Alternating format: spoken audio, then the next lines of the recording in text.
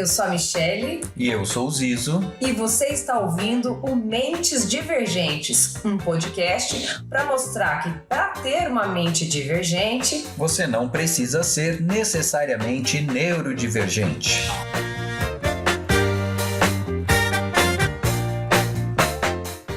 Olá para você que está chegando, para você que já estava conosco. Quem perdeu o episódio passado, dá um pulinho para entender, porque essa é a nossa continuação sobre os primeiros passos após o diagnóstico. O que fazer? E a gente falou sobre as crianças, né? E agora nós vamos falar sobre o adolescente e o adulto.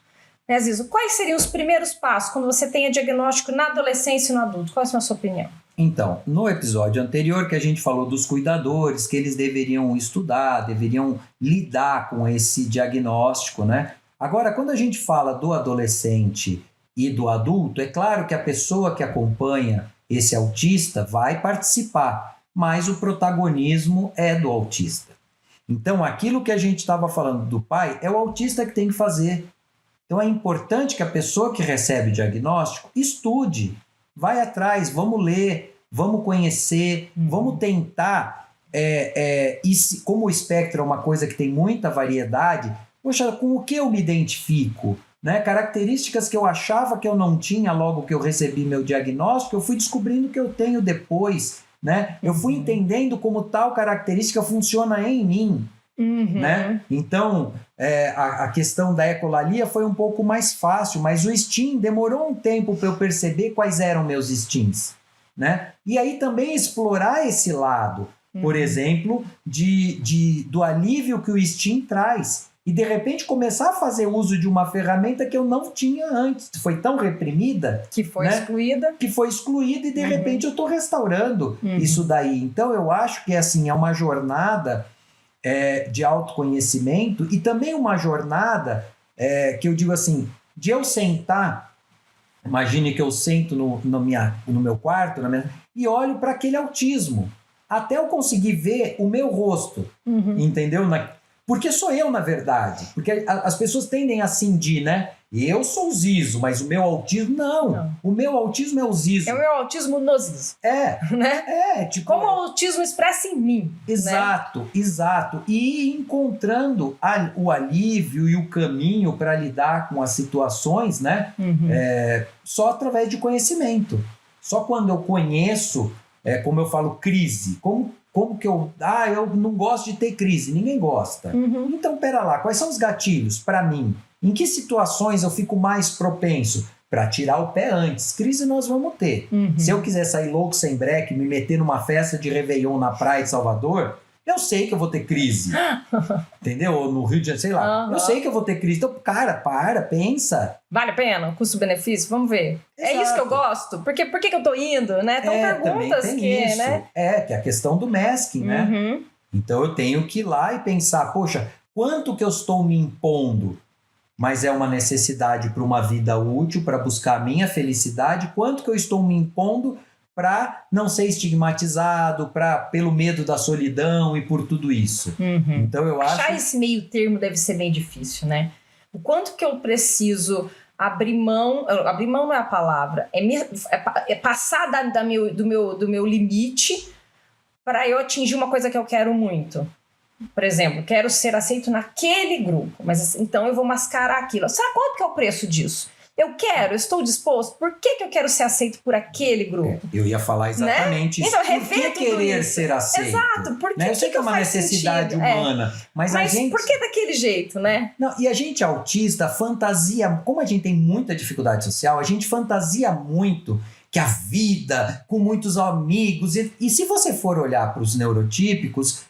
Nem eles têm milhões, nem tá sempre uma turma, a casa do adolescente, do meu amigo é sempre lotado. Não é, o cara também tem os dias ruins dele, tem os dias que tá de saco cheio. Então a gente precisa também redimensionar nossas expectativas. Porque eu falo isso por experiência própria. Como a gente tem muita dificuldade, a gente fantasia que se eu fosse de outra maneira... Eu seria feliz.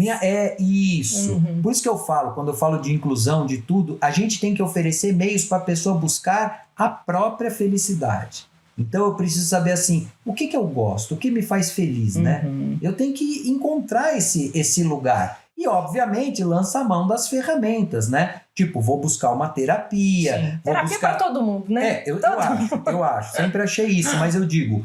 existe muito preconceito. Agora porque eu sou autista eu tenho que ir na psicóloga. Não, já cara. devia ter ido antes de você saber, todo mundo. Já tava se sentindo meio esquisitinho, cara? Já devia ter, né? Mas enfim, deixa pra lá. Isso é só brincadeira. Cada um tem o seu tempo, cada um tem o seu momento, né? Olhar no espelho não é fácil. Não é fácil. Precisa ter estofo para se olhar no espelho. Sim. Entendeu? Para realmente estar disposto, não, eu vou ver aqui. E tem fase que a gente quer, tem fase que a gente não. Exato, tem momento que a gente tá mais disposto, tem momento que tá tão dolorido, né? Que é melhor fechar o baú. Deixa ali quietinho. E aí, quando a gente... Pro adulto é a mesma coisa, né? Pro adulto eu acho que é a mesma questão. É buscar conhecimento, se conhecer, mapear seu autismo, essa coisa.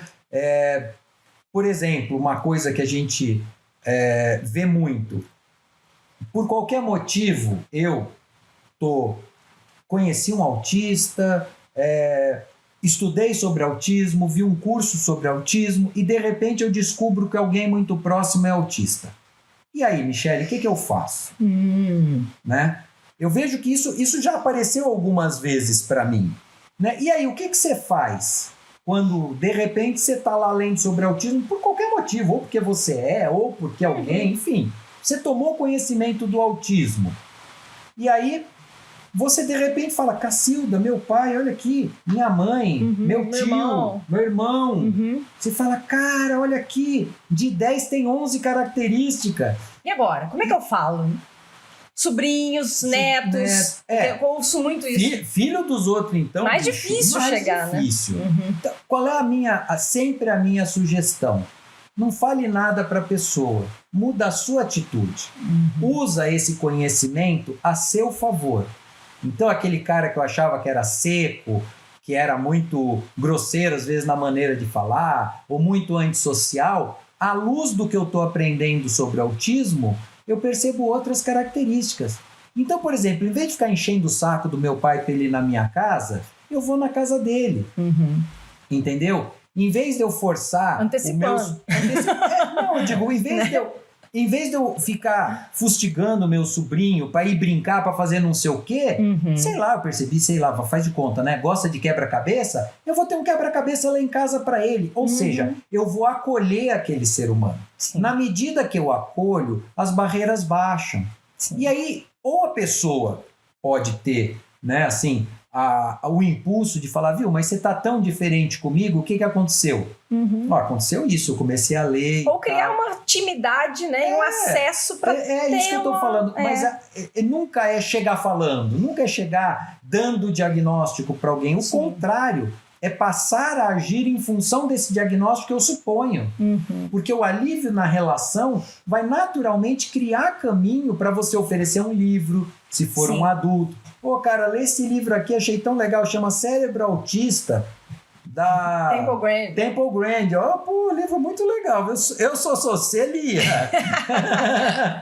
Ou então assim, nossa, outro dia eu vi um podcast de um pessoal muito legal lá, Mentes Divergentes, ouve esse episódio. Hoje eu fiz isso. Hoje eu tava conversando, não sei o quê, falei, viu, tem 2 episódios sobre masking lá, ouve lá pra você ver, tipo... Porque eu não vou fustigar a pessoa. Sou eu mesmo falando, por acaso. Né? Coincidência nesse caso. Mas eu digo, mas aí eu deixo a pessoa livre para, na intimidade dela, ela fazer essa aproximação. Porque primeiro precisa desconstruir essa ideia, né? Quando a gente fala na palavra autismo, parece um outdoor berrando aqueles conceitos antigos, ideias totalmente equivocadas sobre o autismo, sem olhar para o transtorno tão amplo e variado. Às vezes, o que eu tenho falado, diz para algumas pessoas que me procuram com relação a isso, eu começo a trazer informações sobre o transtorno do processamento sensorial ou da necessidade do controle. E eu começo a mostrar que uma coisa está muito ligada com a outra muitas vezes. Por quê? Porque o mundo é tão aversivo por esses inputs sensoriais, essas entradas sensoriais todas confusas, né? De visão, audição, tato, propriocepção, vestibular, que são as coisas, são os sentidos do nosso corpo que na pessoa com autismo podem muitas vezes estar entrando de forma diferente. Então são aquelas pessoas que às vezes têm aversão ao toque, a alguns tecidos, a grama, a areia, ou nauseiam, ou só comem a mesma comida. Alguma coisa sensorial aparece ali, e aí a gente começa a explicar, olha, isso não é frescura. Eu já percebi que você tem isso. Puxa, isso não é frescura. Eu estava lendo que muitas pessoas têm isso. Inclusive, tem uma população em especial que sofre muito com isso. Não é exclusividade deles. Não é, porque não é. O transtorno sensorial ele pode acontecer em qualquer pessoa. Mas acontece muito. E aí eles ficam sofrendo por conta disso. Então saiba que não é frescura. Então acho que botar na mão da pessoa uma informação que ela não tinha com relação àquilo que ela sente... já é uma porta também dizer, nossa, é verdade? Eu nunca tinha ouvido falar em transtorno de processamento. Aí quando ela vai lá no Google, transtorno de processamento, vai vir várias coisas sobre transtorno de processamento. Que é a mesma coisa do controle. Por que você quer controlar? Porque você está num mundo tão confuso e aversivo externamente que você precisa do mínimo de segurança, de repetição, de organização, para poder prever o mundo de alguma forma. Então, acho que informar a pessoa, isso faz com que a pessoa comece a se autoconhecer, né? Por que eu faço isso? E eu acho que isso também tem um elemento que é sempre fundamental em qualquer relação, na minha humilde opinião, que é o acolhimento. Eu te acolho do jeito que você é, entendeu? Então, eu tô dando essa mensagem para a pessoa. Quer dizer, a gente que é autista não diagnosticado, eu passei a maior parte da minha vida nessa condição... Você bateu uma porta aqui, acho, né? É a ventania. A gente tem uma tendência a se proteger muito. Porque a gente leva muita bordoada por ser diferente, por agir de maneira não usual. Então, se alguém chegar querendo te rotular, você já vai receber daquele jeito. Exato. Porque você já são anos e anos se protegendo dos ataques. Gatos escaldados. É bem isso daí mesmo, né? É bem isso. Então eu sempre acho, como você disse, jogar, mas principalmente acolher aquela pessoa. Sim, dizer o que você sente na frescura, agora que eu tenho te entendendo. Eu, inclusive, peço desculpas pra você, porque eu achava que era frescura sua. Não vai falar isso. Eu achava que era frescura sua. Não, tá bom, porque tem gente que já falava, né? Quando você é parente, exato, você ouve muito isso. Muito. Então, às vezes, fala assim, a pessoa, ai, que frescura, ai, que malcriação. Você é chato. Você é chato, você é muito, sei lá, exigente, muito rigoroso, muito inflexível. E você, quando tem intimidade com as pessoas, acaba tendo essas trocas de adjetivos, né? Então, esse perdoar e aceitar talvez seja uma porta também. Outro dia, eu não sei o que eu falei para uma das minhas filhas, a outra virou para mim e falou: pai, me ajuda a te ajudar. Essa é melhor. Aí eu falei: putz, grila, eu sempre falo isso, mas é verdade, filha. Tem horas que... Então, assim, essa coisa do acolhimento, em vez de, você já falou isso, não, pai, me ajuda a te ajudar, né? Aí você para e fala: desculpa, realmente e tal. Então, assim, você cria um ambiente amistoso, favorável, né? Bom, então e aí? Depois de tudo isso, por onde começar? Então, eu acho que a primeira coisa é como você estava falando.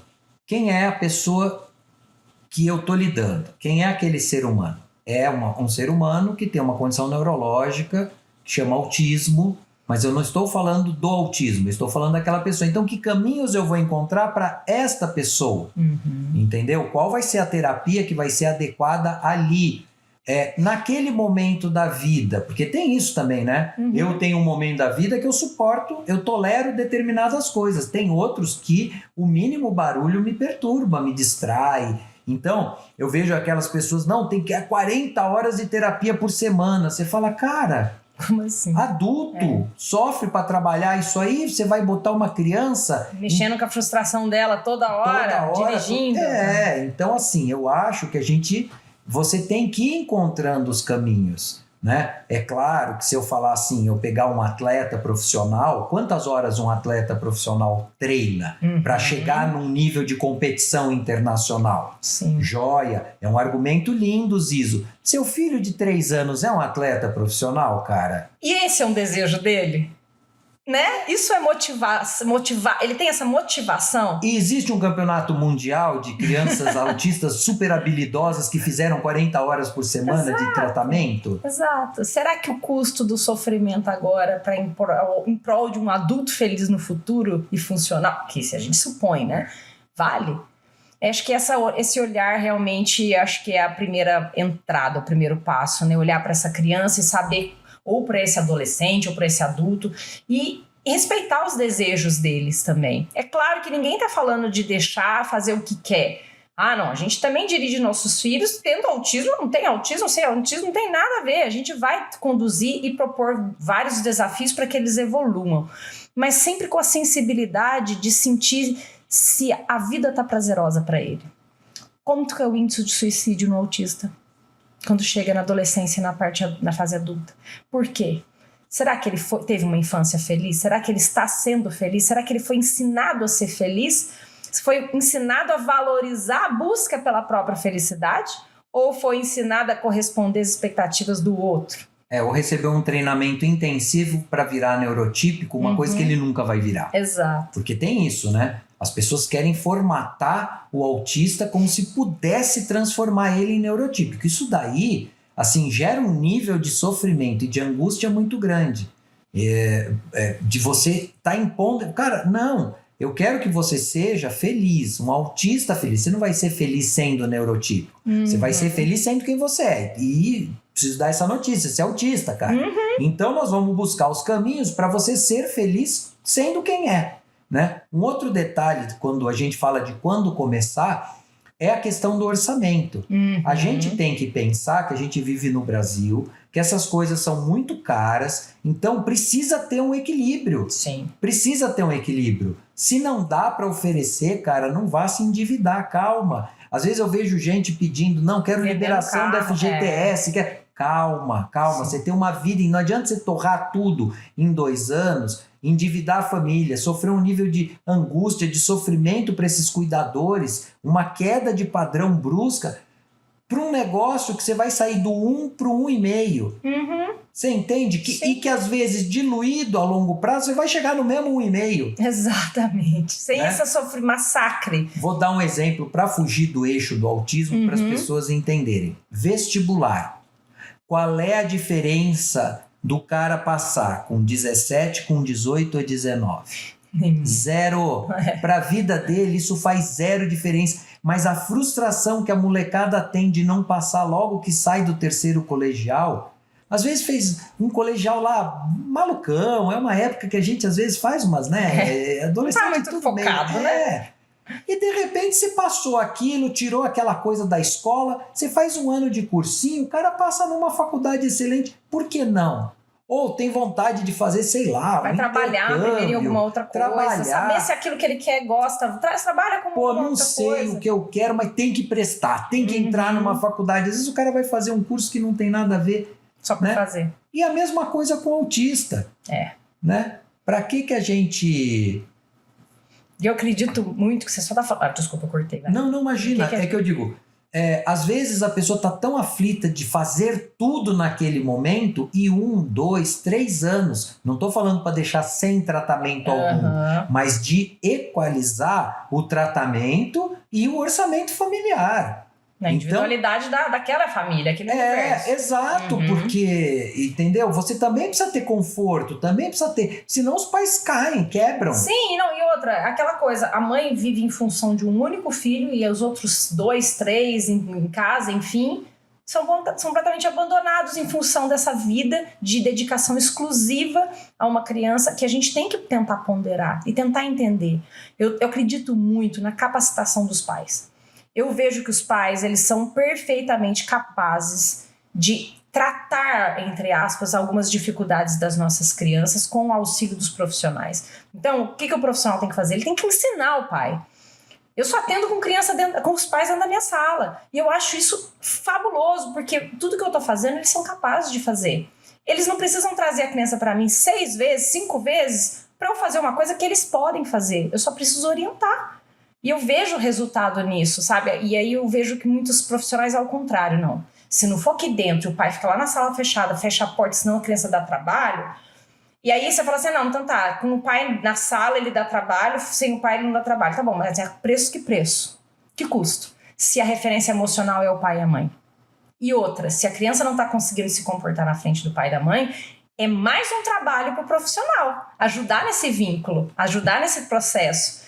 Então, eu acredito muito nessa capacitação. Sabe, até contando uma coisa que aconteceu essa semana, que eu fiquei até muito emocionada, acabei até colocando, porque uma família que não tem condições, tanto financeiras, enfim, me procurou online, porque foi indicado aquele padrão, protocolo, autista, então se você não fizer isso, que custa X de reais, 1.000 X reais, você não vai evoluir, enfim.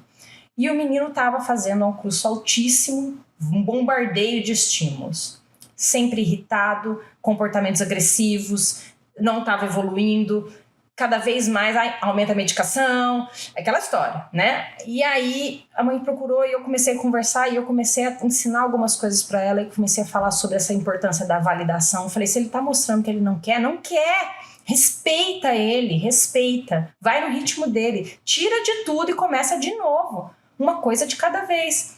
Ela me escreveu, depois de 7 meses, ele tá outra criança. Feliz. E ela ainda escreveu, ele está feliz. Ele tem amigos, ele consegue se organizar muito melhor e ele só tá com 2 terapeutas.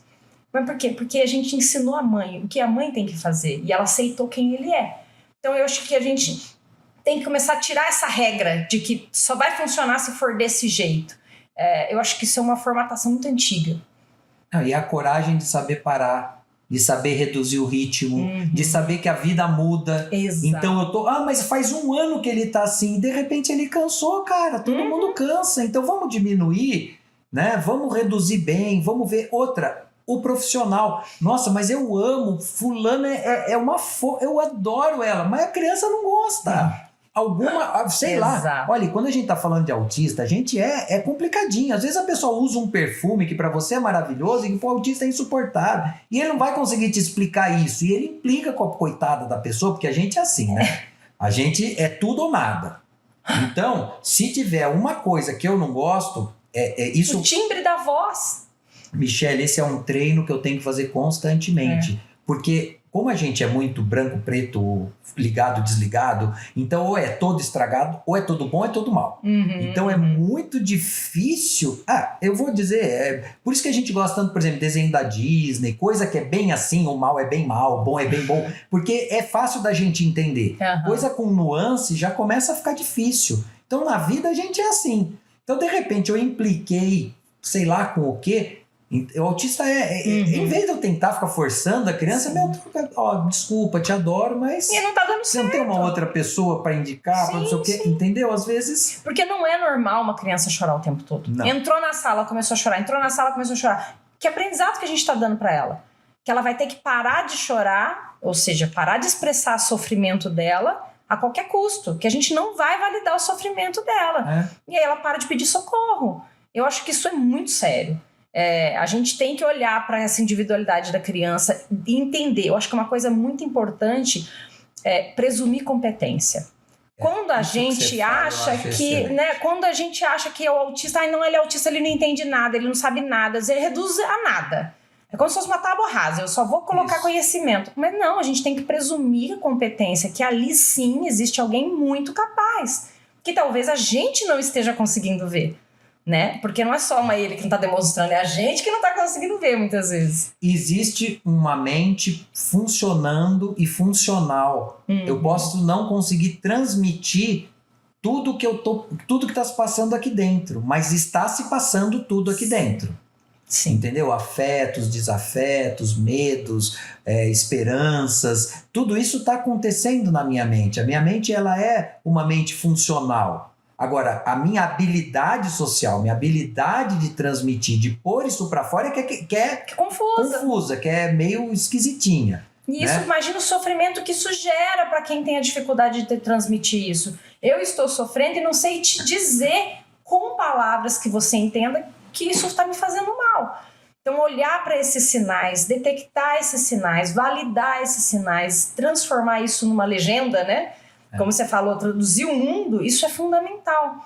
E uma outra coisa que depois a gente vai trazer para um próximo episódio é falar das comorbidades que podem estar acontecendo, que não fazem parte do autismo e que muitas vezes estão acompanhadas, por exemplo, a depressão. E a gente tem que tratar. Eu gostei muito quando você falou, às vezes, daquela separação entre neurologia, psiquiatria e psicologia. Eu tenho uma anotação aqui, eu preciso ver qual episódio aqui que a gente vai fazer, que vai falar voltar, sobre isso, né? Vai voltar nesse tema. Eu acho fundamental. Porque separar, porque o ser humano continua sendo único. Então, acho que é um tema que a gente tem que trazer, tem que valorizar, e que a pessoa com autismo, a pessoa autista, ela continua sendo uma pessoa. O autismo, ele só é mais uma característica ali no meio de tudo aquilo que está acontecendo. Que pode acontecer a depressão, pode acontecer várias outras coisas, né? Ao mesmo tempo. Mas ele não deixa de ser único nesse universo. Sim, e nesses primeiros passos, né? Se a gente fechar para o autista adolescente, para o autista adulto, para o cuidador do autista, é se conhecer, é se dar tempo, é ter paciência de entender. Para a gente, quando a gente descobre o diagnóstico, eu digo a gente autista, né?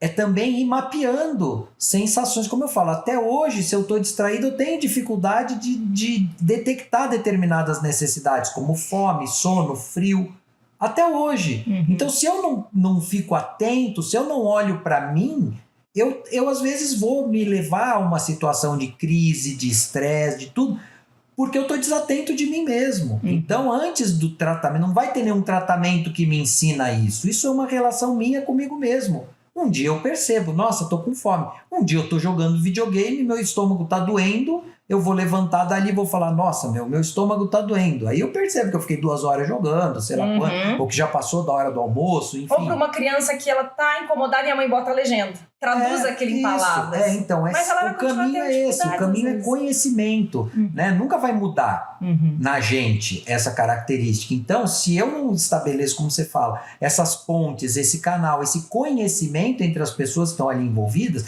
não há terapia que resolva isso, né? Então, vamos estabelecer conexão, vamos olhar para aquele ser humano e a partir daí a gente traça estratégias, porque obviamente que existem inúmeros profissionais, inúmeras terapias extremamente importantes e produtivas. E produtivas. Não estamos fazendo apologia a não tratar. Não é isso. É encontrar o melhor caminho. Qual é o melhor caminho para esta pessoa? Individualmente. Né? Resumindo em uma palavra, que fazer em uma palavra, Zilza? Para mim? Para os pais ou para a pessoa autista. Resumindo em uma palavra, assim, o que é primordial nesse processo? Eu diria paciência. Paciência consigo, ou paciência com o autista, ou os dois. Porque eu também tenho que ter paciência comigo, porque é um soco no estômago um diagnóstico de autismo para um pai, para uma mãe, para um cuidador, para quem tem amor por aquele ser humano, entendeu? É um soco no estômago do autista. Sim. Porque ele sabe que ele vai sofrer, porque ele sabe... Porque ele não mudou quem ele é, era. Exatamente. Só que ele sabe que ele vai sofrer numa sociedade que é preconceituosa, ele começa a entender todo o sofrimento que ele teve. E a gente dá um passo para frente, 3 para trás. Às vezes tem um momento da vida que existe uma expressão Verão para autista, para mim, pelo menos, é um sofrimento. Porque aí, aquela hipersensibilidade sensorial aumenta. Porque você sua, porque a roupa cola, porque o calor é opressivo, que atrapalha o raciocínio. Quer dizer, aí você vai falar, eu vou piorar. Nessa fase. Por exemplo, nessa fase. Né? Eu estou dando um exemplo superficial, né? Mas o que eu quero dizer é que isso, eu tenho que ter essa paciência também comigo.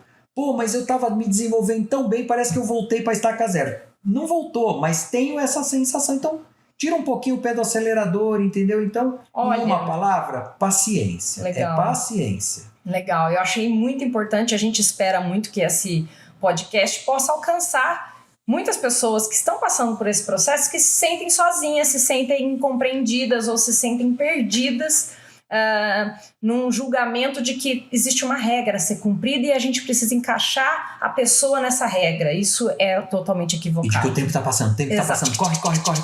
Exatamente, não é isso. Isso não é verdade. Para mim, a palavra ali é resgate de conexão, investimento em conexão. A base de tudo é a conexão entre eles, entre as relações das pessoas. Se há conexão, há crescimento, de qualquer forma. Bom, esperamos que vocês tenham gostado, que vocês possam compartilhar com alguém que esteja precisando dessas informações, porque às vezes é difícil chegar. E a gente espera que possa ajudar e alcançar mais pessoas. Um abraço para vocês e fique conosco para próximos episódios.